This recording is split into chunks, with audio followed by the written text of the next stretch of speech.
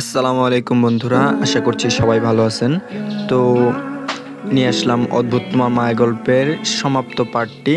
তো আজকের পর থেকে অদ্ভুত তোমার মায়া গল্পের সিজন 1-এর আর কোনো পার্ট বাকি থাকলো না। আপনারা যদি চান তো সিজন 2 আমি আনতে পারি, তাহলে আপনাদের মতামতের উপর ভিত্তি করে আমরা সিজন 2টা চালাবো। তো সবাই কমেন্ট করে অবশ্যই জানাবেন। তো বেশি কথা আর না বলে চলুন গল্প শুরু করা যাক। কপালে গালে আবার চুমু খাই। উদিতা কিছু বলে না, চুপ করে থাকে। মনে হচ্ছে নাজমুল হক যেন ওর কত পরিচিত একজন মানুষ। উদিতা বলে, বকা। নাজমুল হক নাতনির মুখের দিকে তাকিয়ে কথাটা বোঝার চেষ্টা করে, তবে বুঝতে পারে না কিসের জন্য বকা শব্দটা উচ্চারণ করলো। তবুও বলেন, আম্মা বকা দেয়? উদিতা বলে, না। তারপর নাজমুল হক আবার বলেন, তাহলে? উদিতা বলে, বকা দাও। নাজমুল হক বলেন, কাকে? উদিতা বলে, আম্মাকে। নাজমুল হক বলেন, কেন?